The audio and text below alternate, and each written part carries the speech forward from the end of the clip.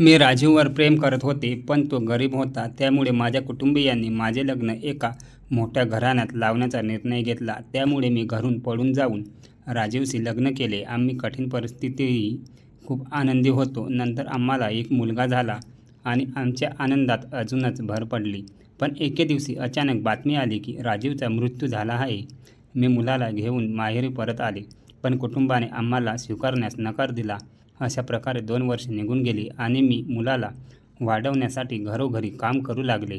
आज ज्या बंगल्यात मी काम करत होते, तिथे मोठा जल्लोष सुरू होता, कारण मोठे मालक 2 वर्षांनी अमेरिकेतून भारतात परत येत होते.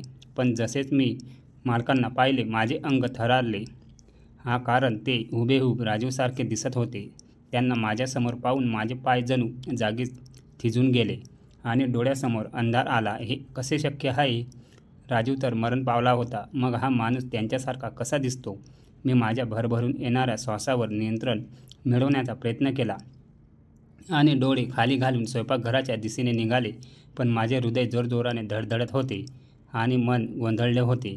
मोठे मालक जेव्हा घरात आले, तेव्हा संपूर्ण बंगल्यात लगबग सुरू झाली. सगळे नौकर साफसफाई आणि तयारीत व्यस्त होते, पण मला मात्र कोणतेही भान राहिले नव्हते. मी फक्त स्वतःला लपवण्याचा निष्फळ प्रयत्न करत होते. मग शेवटी हिंमत करून त्यांच्याकडे एक नजर टाकली. तोच क्षण आमच्या नजरा जुळल्या आणि त्यांच्या डोळ्यातही एक प्रकारची गोंधळलेली भावना उमटली. आता मी द्विधा मनस्थितीत होते. हे शक्य तरी कसे आहे? माझे हृदय जोरजोरात ओरडून मला एका वेगळ्याच दिशेला नेऊ पाहत होते. पण माझा मेंदू सांगत होता की नाही.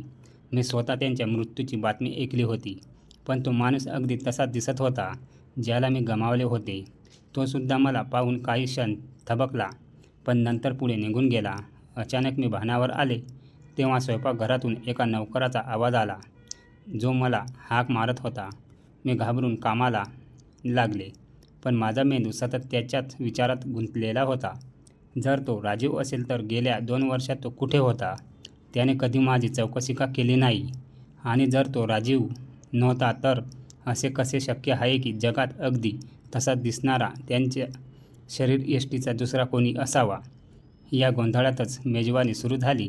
सगळे पाहुणे जेवणात मग्न झाले. मी एका कोपऱ्यात गप्प उभी राहून माझ्या मनात उठणाऱ्या हजारो प्रश्नांना दडपण्याचा प्रयत्न करत होते. एक संधी मिळताच मी पुन्हा नजर टाकून त्यांच्याकडे पाहिले. तो खरोखरच राजीवसारखा दिसत होता, पण त्याची डब, कपडे आणि बोलण्याची शैली माझ्या राजीवपेक्षा पूर्णतः वेगळी होती. जेव्हा मेजवानी संपली आणि मी टेबल साफ करत होते, तेव्हा अचानक कुणीतरी माझे नाव घेऊन हाक मारली. मी थरथरत्या हातांनी माझी ओढणी ठीक केली आणि भीत हळूच डोके वर केले. तो समोरच उभा होता, त्याच डोळ्यांसह, त्याच चेहऱ्यासह, पण त्याच्या वागण्यात काहीतरी अपरिचितपणा होता. तो मला विचारू लागला, मी तुम्हाला ओळखतो का? त्याचा प्रश्न ऐकून माझा मेंदू सुन्न झाला. मी विचार करू लागले की जर तो खरोखर राजीव असता तर असा प्रश्न कधीच विचारला नसता, कारण तो तर माझ्यावर जीवापाड प्रेम करायचा. तेव्हा मला खात्री पटली की हे फक्त माझे भासच होते. तो माझा राजीव असूच शकत नव्हता. तुझं नाव अर्पिता आहे का? जेव्हा त्याने मला हा प्रश्न विचारला, तेव्हा माझ्या हृदयाची धडधड थांबल्यासारखी वाटली. हा कसला विनोद होता? माझे डोळे मला फसवत होते का? नशीब माझ्याशी काही वेगळाच खेळ खेळत होतं. मी काहीही बोलण्याच्या स्थितीत नव्हते. मोठ्या प्रयत्नाने मी हलकीशी मान डोलावली आणि मग मलाही विचारायचे धाडस झाले, तुमचे नाव राजीव आहे का? माझा प्रश्न ऐकून त्याने मला आश्चर्याने पाहिले आणि म्हणाला, माझं नाव राजीव नाही, प्रताप आहे. त्याच्या आवाजात इतकी अपरिचितता होती की मला भीती वाटू लागली. कदाचित त्याने माझ्या गोंधळलेपणाची जाणीव केली. म्हणूनच त्याने विचारलं, तू मला इतक्या लक्षपूर्वक पाहत होतीस म्हणून मी विचारलं, तुला मी ओळखतो का? किंवा काही काम होतं का? मी स्वतःला सावरले. हलक्या आवाजात नाही म्हणाले आणि त्यांच्याकडे क्षमा मागून तिथून निघून गेले. त्या रात्री मला झोपच आली नाही. माझ्या मनात हजारो प्रश्न निर्माण होत होते. जर तो राजीव नव्हता तर तो मला इतका अस्वस्थ का करून गेला, आणि जर तो खरंच राजीव असता तर त्याने मला ओळखले नसते का? दुसऱ्या दिवशी मी कामावर गेले आणि माळ्याच्या दुसऱ्या नौकराकडून प्रतापबद्दल चौकशी केली, कारण माझ्या मनाला अजूनही समाधान मिळाले नव्हते. तेव्हा समजलं की तो प्रत्यक्षात अमेरिकेत राहतो आणि 2 वर्षांनंतर भारतात परतला होता. त्याचा राजीव नावाचा कुठलाही नातेवाईक जवळपास नव्हता. मी स्वतःला समजावलं की हा केवळ एक योगायोग असावा, पण तरीही माझे मन ते मान्य करायला तयार नव्हते. मला सत्य जाणून घ्यायचं होतं. शेवटी त्या व्यक्तीला पाहून मला माझा राजीव का आठवला. काही दिवस झाले होते जेव्हा त्या माणसाने मला बोलावले आणि म्हणाला, मला तुला काहीतरी विचारायचं आहे. त्या दिवशी तू असं का म्हणालीस की माझं नाव राजीव आहे का? मी ठरवले की त्याला सत्य सांगावे, कारण माझे मनही अस्वस्थ होत होते. मग मी त्याला माझी संपूर्ण कहाणी सांगितली. जेव्हा मी शांत झाले तेव्हा तो बराच वेळ माझ्याकडे पाहत राहिला. मला भीती वाटली की माझी कहाणी ऐकून तो रागावला तर नाही ना. कुठे तो एवढा श्रीमंत आणि प्रतिष्ठित व्यक्ती आणि कुठे मी एक साधीशी नोकराणी, जी त्याला आपला नवरा समजून फसली होती. पण जेव्हा त्याने त्याची कहाणी सांगितली तेव्हा माझ्या पायाखालची जमीनच सरकली. माझं नाव अर्पिता आहे आणि मी लाहोरच्या डिफेन्स परिसरात राहायचे. माझा संबंध एका श्रीमंत आणि उच्च घराण्यातील कुटुंबाशी होता. माझ्या वडिलांचा स्वतःचा इम्पोर्ट एक्सपोर्टचा व्यवसाय होता, त्यामुळे आमच्या घरात संपत्तीची काहीही कमतरता नव्हती. माझी आई एक सामाजिक कार्यकर्ती होती आणि एक NGO चालवत होती. आम्ही तिची बहिणी होतो आणि मी सर्वात मोठी होते. माझ्या छोट्या दोन्ही बहिणी जुळ्या होत्या. वडिलांची इच्छा होती की त्यांना एक मुलगाही असावा, जो त्याचा व्यवसाय सांभाळेल. पण नशिबाची गंमत अशी की जेव्हा आईने जुळ्या मुलींना जन्म दिला तेव्हा ती पुन्हा आई होण्याच्या क्षमतेपासून वंचित झाली आणि त्यामुळे तिला स्वतःलाही खूप दुःख झाले. वडिलांकडे पैशाची काही कमतरता नव्हती, त्यामुळे मुलगा होण्यासाठी त्यांनी आईवर खूप उपचार केले, पण त्यांच्या सर्व प्रयत्नानंतरही हे शक्य होऊ शकले नाही. वडिलांनी आईला देश-विदेशातील सर्वोत्तम डॉक्टरांकडे उपचारासाठी नेले, पण सगळीकडून त्यांना फक्त निराशाच पदरी पडली. त्यांनी आपली ही इच्छा पूर्ण करण्यासाठी एका मुलाला दत्तक घेण्याचाही विचार केला, पण आईने साफ नकार दिला.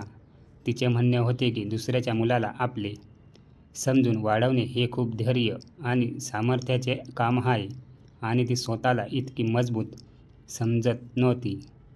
आई आम्हा तिघी बहिणीवर अतिशय प्रेम करत होती आणि तिला भीती होती की आमच्या उपस्थितीत कधीतरी दत्तक घेतलेल्या मुलाच्या बाबतीत ती कुठलीही अन्यायकारक गोष्ट करून बसेल.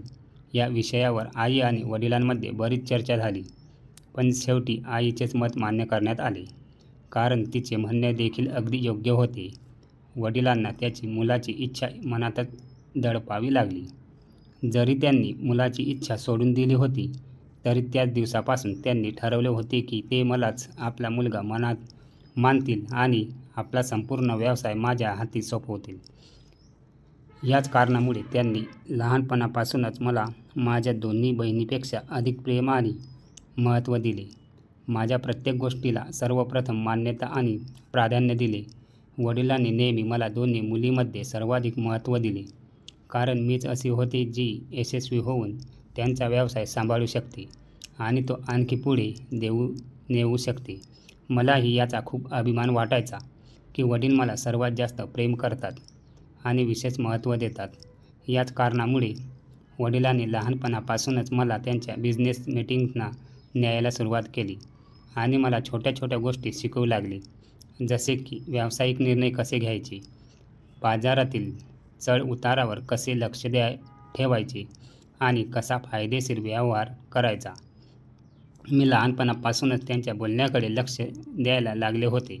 जेव्हा मी ग्रॅज्युएशन पूर्ण केले तेव्हा बाबांनी मला लंडनला पाठवले, जेणेकरून मी व्यवसायासंबंधी सखोल आणि उपयोगी ज्ञान मिळवू शकू. त्यावेळी पहिल्यांदा आईने बाबांना सांगितले की त्यांनी मला काहीसे जास्तच लाडावून ठेवले आहे, कारण ते माझी प्रत्येक इच्छा आणि हट्ट पूर्ण करायचे.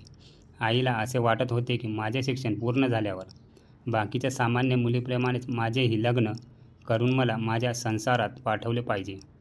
पण बाबांचे विचार काहीसे वेगळे होते. त्यांना मला देशातील सर्वात प्रसिद्ध व्यावसायिक स्त्री बनवायचे होते. मी देखील त्यांच्या स्वप्नाची आणि इच्छेची पूर्तता करण्यासाठी मनापासून मेहनत करत घेत होते. पण मला कल्पनाही नव्हती की बाबा या इच्छेबाबत इतके गंभीर आहेत की त्यांना माझ्या स्वतःच्या आयुष्याची आणि आनंदाचीही पर्वा नाही. आणि याची जाणीव मला तेव्हा झाली जेव्हा खूप उशीर झाला होता. कितीतरी वेळा आईने बाबांना सांगितले होते की त्यांनी मला त्यांच्या व्यवसायात इतक्या टोकाला नेऊ नये की मी माझे आयुष्य मनसोक्त जगणे विसरून जाईल. पण बाबांनी स्पष्टपणे सांगितले होते की जर आईने त्यांना मुलगा दत्तक घेऊ दिला नाही तर मग ते आपल्या मुलीवर स्वतःच्या मर्जीचे जीवन लादणारच. मम्मी पप्पांच्या या गोष्टीवर शांत राहिली आणि पहिल्यांदाच तिला आपल्या असहायतेची जाणीव झाली. पण ती काहीही करू शकत नव्हती. त्यामुळे तिने पप्पांना त्यांच्या मर्जीवर सोडले.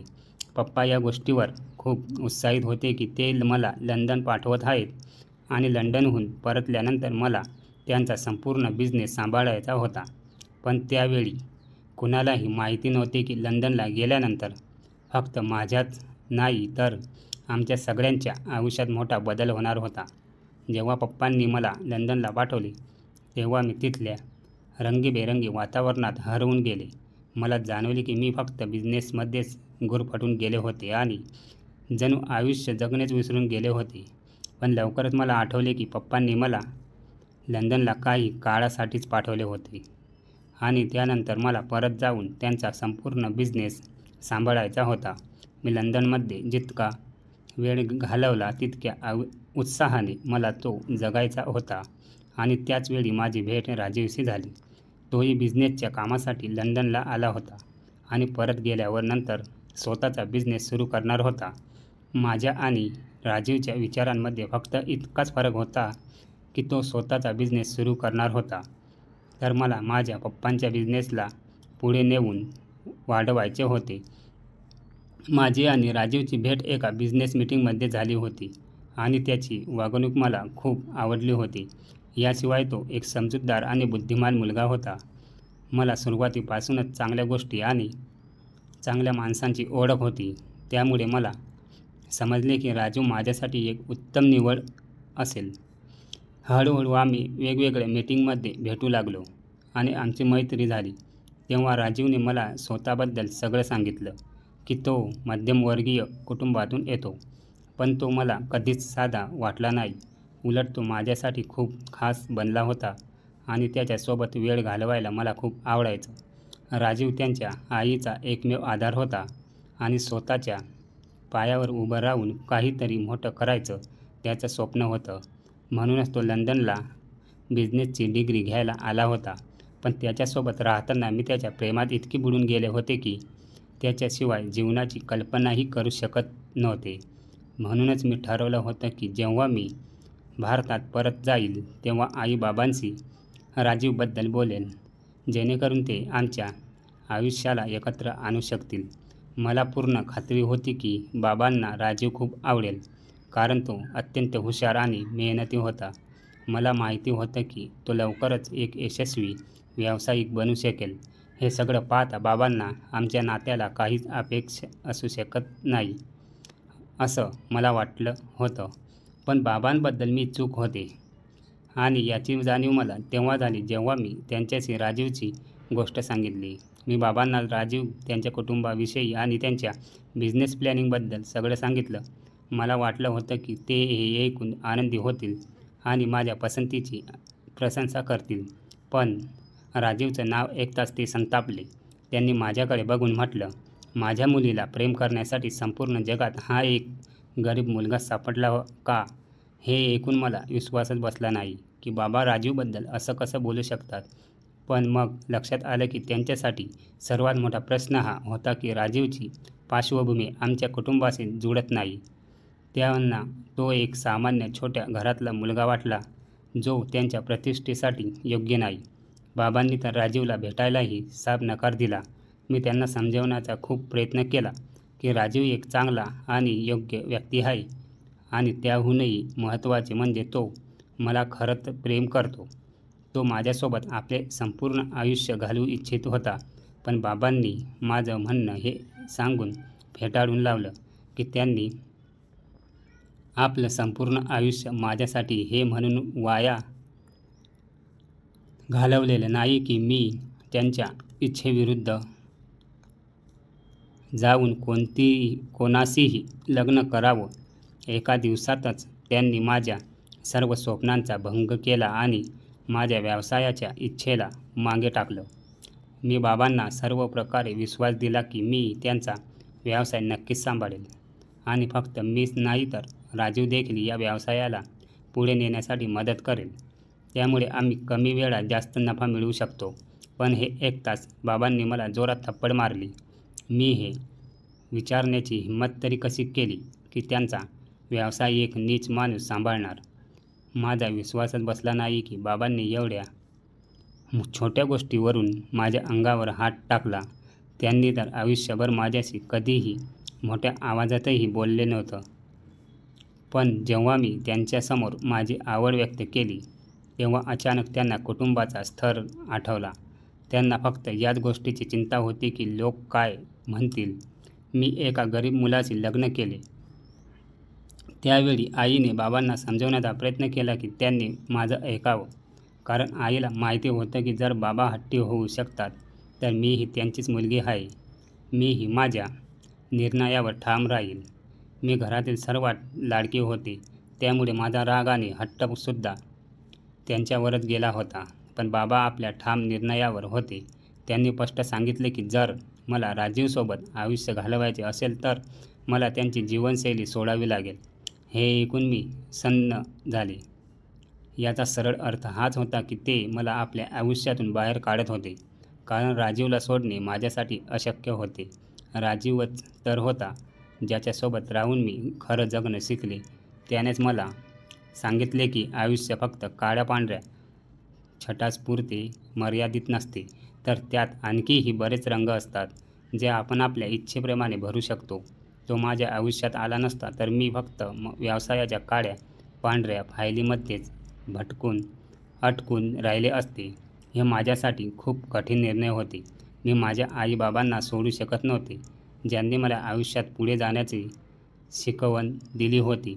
पण दुसऱ्या बाजूला राजीव होता, ज्याने मला आयुष्य फक्त घालवायचं नसतं तर ते जगायचं असतं हे शिकवलं होतं. शेवटी मी माझ्या आयुष्यातला राजीवसोबत रंगीबेरंगी आयुष्य जगण्याचा सर्वात कठीण निर्णय घेतला. बाबा खूप रागावले. त्यांनी मला धमकावले की राजीव मला ते सर्व सुखसुविधा आणि आराम देऊ शकत नाही जे त्यांनी मला नेहमी दिले होते. पण मला त्या निस्सीम सुखसुविधांची कधीच पर्वा नव्हती, ज्यामध्ये आयुष्याचा आनंद नव्हता. बाबांच्या घरी मला जरी सर्व आराम मिळाले होते तरी जी शांती आणि आनंद मला राजीवसोबत लंडनमध्ये राहून मिळाला तो या सर्व गोष्टींपेक्षा खूप अधिक महत्त्वाचा होता. आईनेही मला रोखण्याचा आणि बाबांना समजवण्याचा खूप प्रयत्न केला. पण त्यावेळी बाबांना फक्त लोक काय म्हणतील याची चिंता होती की त्यांची मुलगी एका गरीब घरच्या मुलाशी लग्न करून मोठ्या आणि श्रीमंत कुटुंबाचा जावई बनत आहे. बाबांनी माझ्या छोट्या बहिणीचाही हवाला देत मला घाबरवण्याचा प्रयत्न केला की जर मी बंड केले तर याचा त्याच्या भविष्यावर काय परिणाम होईल. त्याही उद्या कोणत्याही ऐऱ्या-गैऱ्याला घरात बसवून ठेवेल. म्हणजे मला माहिती होतं की त्यांच्यापैकी कोणीही माझ्यासारखे धाडसी आणि शक्तिशाली नव्हते. त्या तर वडिलांच्या इच्छेशिवाय त्यांच्या आयुष्यातील कुठलाही निर्णय घेऊ शकत नव्हता.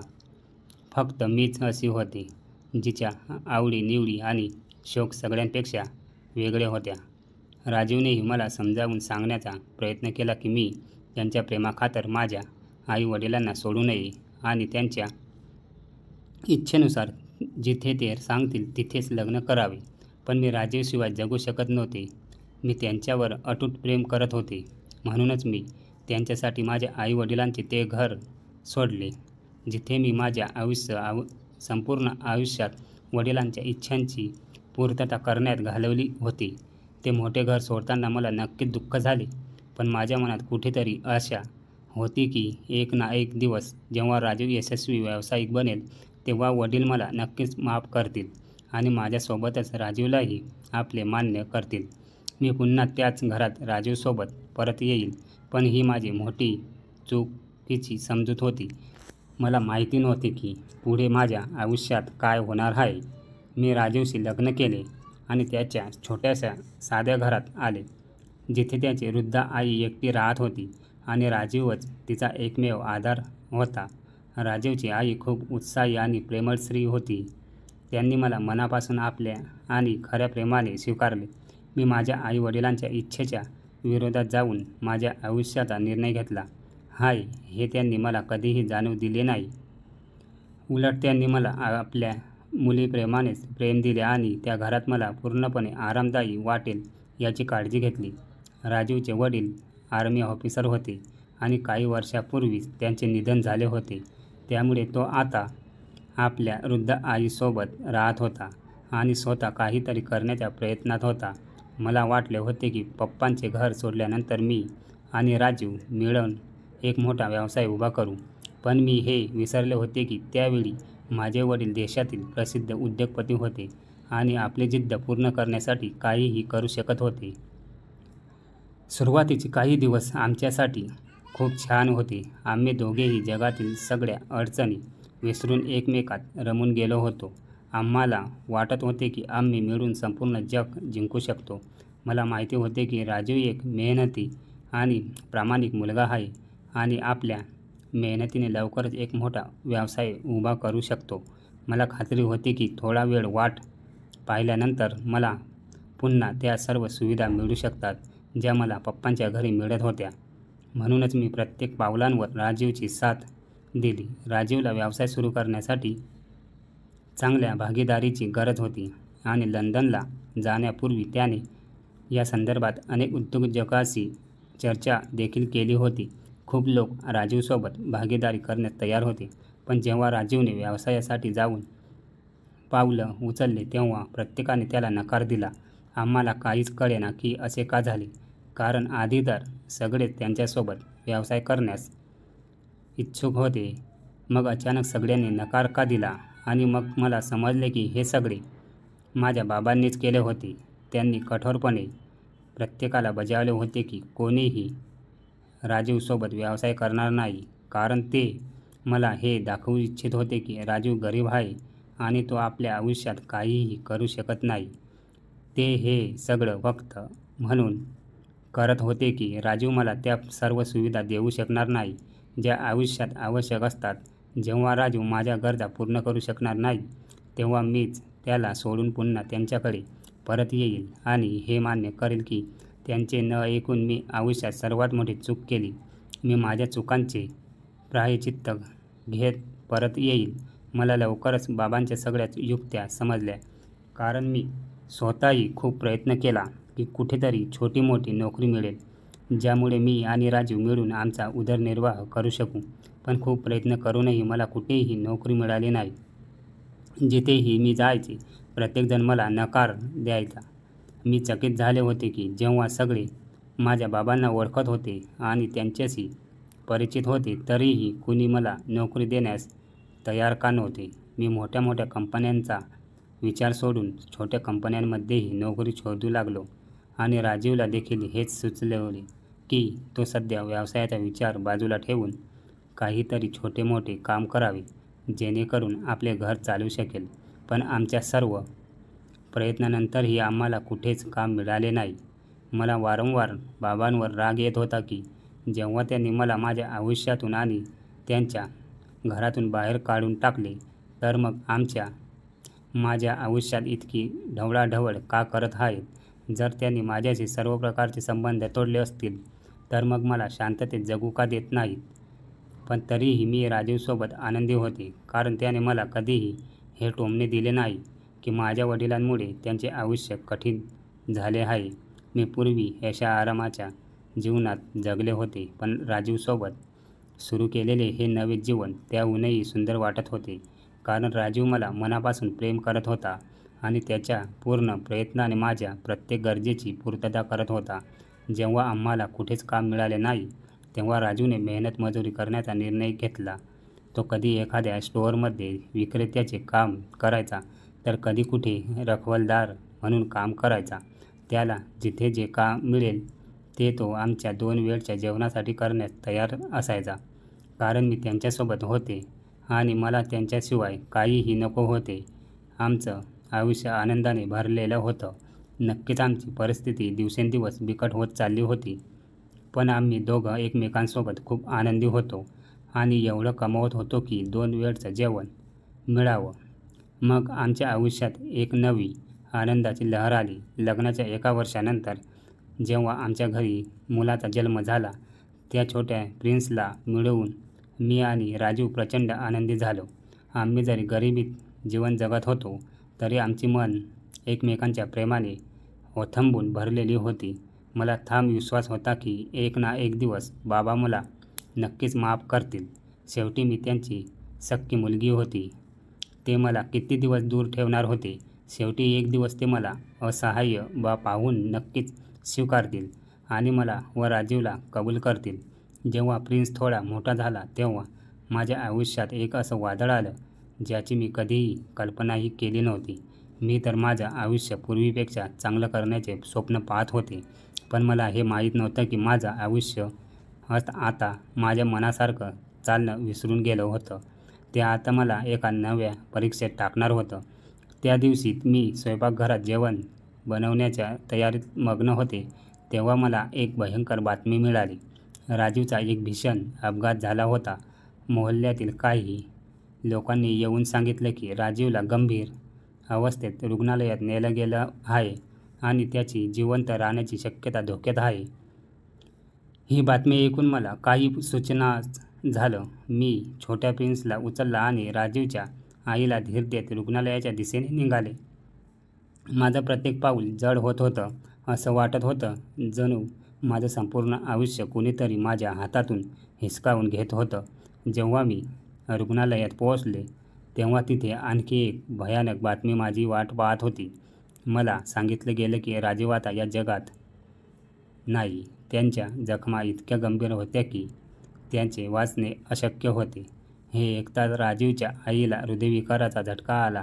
जेव्हा मी स्वतःच राजीवच्या मृत्यूच्या धक्क्यातून सावरू शकत नव्हती, तेव्हा त्याची आई, ज्याचा तो एकुलता एक मुलगा आणि त्याच्या संपूर्ण आयुष्याची कमाई होता, त्या ही बातमी कशी सहन करू शकल्या असत्या.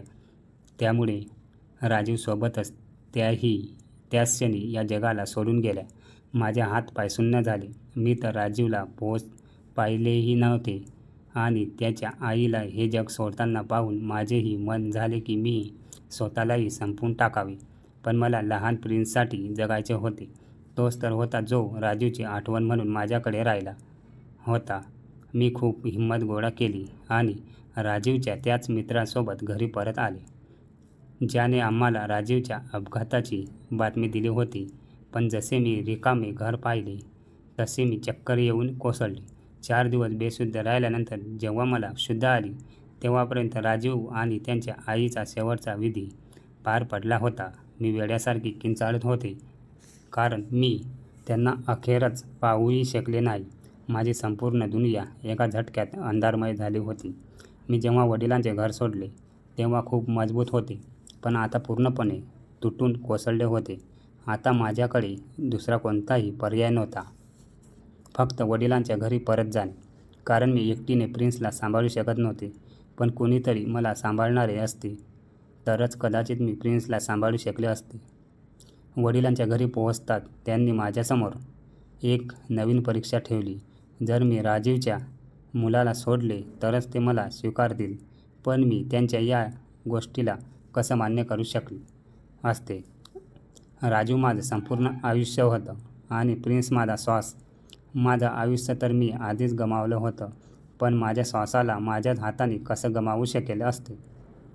मला वाटलं होतं की माझी अवस्था पाहून बाबा माझ्यावर दया करतील, पण त्यांनी तर दारातूनच मला निराश परत पाठवलं. तेव्हा मी माझ्या छोट्या बाळाला घेऊन पुन्हा त्या उंबरठ्यावर परत आले, जिथे कधीकाळी राजीवसोबत मी माझ्या स्वप्नांचा संसार सजवला होता. पण त्या स्वप्नाची नींव मजबूत होण्याआधीच त्याने मला एकटी सोडून दिलं. मी त्या रिकाम्या घरात उभी राहून विचार करत होते की आता काय करावं. राजीवच तो होता जो आमच्या 2 वेळच्या जेवणासाठी मेहनत करत होता. मुद्दा हा नव्हता की मी मेहनत करू शकत नव्हते. मी नक्कीच करू शकत होते. मग प्रिन्सला कोण सांभाळणार? त्याला कुणाच्या हवाली करून काम कराल? त्याचा सांभाळ कोण करणार? माझ्याकडे असा कुठलाही मार्ग नव्हता ज्यामुळे मी प्रिन्सचं भविष्य सुरक्षित करू शकले असते. त्या क्षणी मला असं वाटायला लागलं होतं की मी एक असहाय्य आई बनली आहे, जी आपल्या मुलालाच ओझं समजू लागली आहे. कारण परिस्थितीने मला तसं करायला भाग पाडलं होतं. पण त्याआधी की मी कुठलाही चुकीचा निर्णय घेतला असता. राजीवच्या एका मित्राने मला एका मोठ्या वसाहतीबद्दल सांगितलं. त्याने सांगितलं की मी तिथे गेले तर कदाचित मला असं काही काम मिळेल ज्यामुळे माझा आणि प्रिन्सचा चरितार्थ चालू शकेल. मी प्रिन्सला उचलला आणि त्या वसाहतीच्या दिशेने चालू लागले. कारण मला माझ्या मुलासाठी जिवंत राहायचं होतं. त्या निष्पाप जीवाचा काहीही दोष नव्हता. ती वसाहत खूप मोठी होती, जिथे भव्य आणि मोठमोठी घरं उभी होती. ती घर पाहून माझ्या डोळ्यात अश्रू तरळले.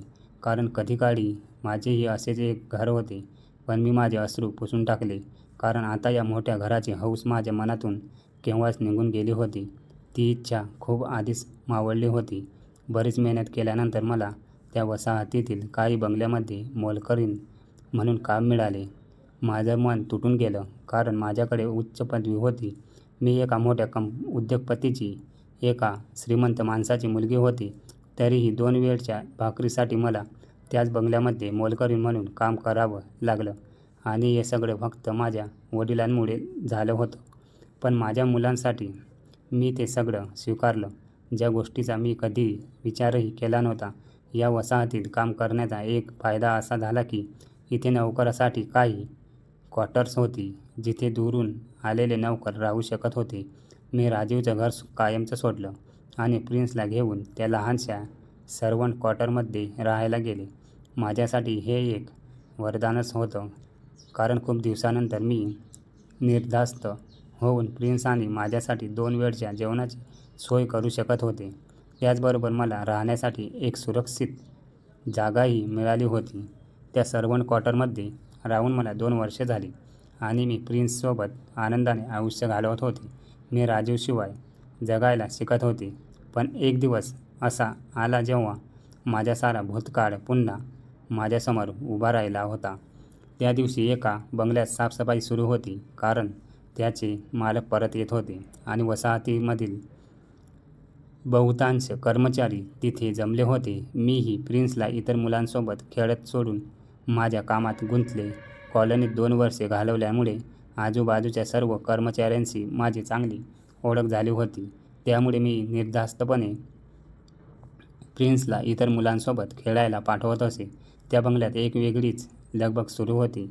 कारण येणाऱ्या मालकाच्या स्वागताची तयारी जोरात सुरू होती. पण जसजसे मी त्या येणाऱ्या मालकाला पाहिले तसे माझे होश उडाले. पहिल्या नजरेत तर मला वाटले की माझ्यासमोर राजीव उभा आहे. पण दुसऱ्याच क्षणी मी तो विचार झटकून टाकला. राजीवला मरून 2 वर्षे झाली होती. मग तो जिवंत कसा असू शकतो? पण माझे मन ही सत्यता मान्य करायला तयार नव्हते. तो व्यक्ती हुबेहूब राजीवसारखा दिसत होता. फक्त त्याची चालढाल आणि पोशाख काहीसा वेगळा होता. मी संपूर्ण दिवस घाबरून त्याला लपून पाहत राहिले आणि कदाचित त्यालाही माझ्या अस्वस्थतेची जाणीव झाली असावी. म्हणूनच त्याने इतर कर्मचाऱ्यांकडून माझ्याबद्दल चौकशी केली आणि माझ्याकडे येऊन विचारले, तुझे नाव अर्पिता आहे का? त्याचा लहेजासुद्धा अगदी राजीवसारखाच होता. पण तो माझा राजीव कसा असू शकतो? जर तो खरोखरच राजीव असता तर माझे नाव विचारण्याऐवजी आनंदाने मला भेटण्यासाठी उतावीळ झाला असता. कारण तो माझ्यावर मनापासून प्रेम करत होता. पण त्याने स्वतःला राजीव नव्हे तर प्रताप म्हणून ओळख करून दिले. मी मनात उमटणारे विचार झिडकारून टाकले की तो राजीव नाही. पण त्या रात्री मी अंधारून अस्वस्थपणे झोपेअभावी तडमडत राहिले. काही दिवसांनी त्याने मला बोलावले आणि ज्या व्यक्तीला मी राजीव समजत होते तो समोर दिसताच माझे मन पुन्हा झेलावले. मी स्वतः त्याच्या मृत्यूची बातमी ऐकली होती. मग हा राजीव कसा असू शकतो? तेव्हा माझ्या मनात एक विचार आला. आणि माझ्या हृदयात एक अशा जागा झाली की मी फक्त राजीवच्या मृत्यूची बातमी ऐकली होती. मी त्याला मृतावस्थेत पाहिले नव्हते. आणि मग त्या प्रताप नावाच्या माणसाने त्याची कहाणी सांगितली. ती ऐकून मला खात्री पटली की माझ्या मनात आलेले तिच्या विचार अगदी बरोबर होते. जो मला आपले नाव प्रताप सांगत होता त्याने सांगितले की 2 वर्षापूर्वी त्याच्यासोबत एक अपघात झाला होता. त्यानंतर त्याला त्याच्या भूतकाळाचा काहीही भाग आठवत नव्हता. पण जेव्हा त्याला शुद्ध आली तेव्हा त्याने स्वतःला एका मोठ्या माणसाच्या घरी पाहिले. तो माणूस खूप वृद्ध होता आणि त्यानेच त्याला सांगितले की त्याचे नाव प्रताप आहे. तो वृद्ध त्याला अमेरिकेला घेऊन गेला. त्या वृद्ध माणसाला कुणीही अपत्य नव्हते. त्यामुळे त्याने प्रतापला आपला मुलगा मानले आणि अमेरिकेत त्याला व्यवसायही त्याच्यावर सोपवला. प्रताप ज्या वसाहतीत राहत होता ती देखील त्या वृद्ध माणसानेच बांधली होती. जेव्हा मी प्रतापची कहाणी ऐकली तेव्हा मी आनंदाने उड्या मारल्या. मला विश्वासात बसत नव्हता की या जगात खरोखर चमत्कार होतात. माझा राजीव मला परत मिळाला होता. जणू माझी हरवलेली दुनिया मला पुन्हा मिळाली होती.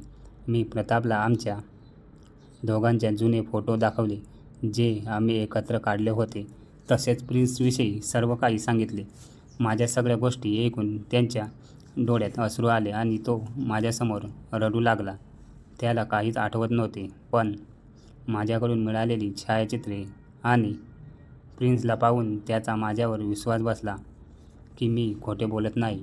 प्रिन्सला मिठी मारताना मला जाणवले की राजीवच्या चेहऱ्यावरील अनोळखीपणाचा भाव काही क्षणासाठी का होईना पण नक्कीच नाहीसा झाला होता, जो मी त्याला पहिल्यांदा पाहिल्यावर अनुभवला होता. राजीव मला अनेक वेळा म्हणतो की त्याला प्रिन्सकडून तोच सुगंध येते, जसा तो त्याच्यात अस्तित्वाचा एक भाग असावा. आणि जेव्हा मी त्याचे हे बोलणे ऐकते तेव्हा माझे हृदयही हसून उठते, कारण तो अगदी खरंच म्हणतो. आज मला आणि राजीवला एकत्र येऊन 2 वर्ष पूर्ण झाली. आता त्यालाही खात्री पटली आहे की तोच माझा राजीव आहे. कारण जेव्हा मी आणि प्रिन्स एकमेकांच्या जवळ येतो तेव्हा त्याचे हृदयही तसेच अस्वस्थ होऊन जाते, जसे कधी काळी माझे होत होते. पण एक गोष्ट आहे जी कायम माझ्या मनात सलत राहील. मी त्याच्या भूतकाळाच्या आठवणी त्याला परत देऊ शकत नाही. कारण जर त्याला सगळे काही आठवले तर कदाचित तो आपल्या आईच्या मृत्यूचे दोष माझ्या वडिलांवर टाकेल. शेवटी त्यांच्यामुळेच आमचे जीवन इतके कठीण झाले होते की परिस्थितीने आम्हाला या वळणावर आणून ठेवले, जिथे मी आणि प्रिन्सने आपल्या आयुष्याचा शेवट करण्याचा निर्णय घेतला होता. मी त्या माणसाला धन्यवाद देण्याचे थांबू शकत नाही, ज्याने राजीवला आपला मुलगा मानून त्याची काळजी घेतली आणि आपला संपूर्ण व्यवसाय त्याच्या हवाली केला. आज मी विचार करते, जर परिस्थितीमुळे मी आणि प्रिन्सने आपले जीवन संपवले असते तर काय झाले असते. आता मी प्रयत्न करत आहे की माझ्या वडिलांना विसरून जावे, कारण त्यांच्यामुळेच माझे आयुष्य एका धोकादायक टप्प्यावर आले होते, जिथून खूप मोठ्या प्रयत्नाने मी परत वळू शकले. तर मित्रांनो, ही होती आजची गोष्ट. या गोष्टीबद्दल तुमचं मत नक्की कमेंट बॉक्समध्ये सांगा. जर तुम्हाला गोष्ट आवडली असेल तर व्हिडिओला लाईक करा.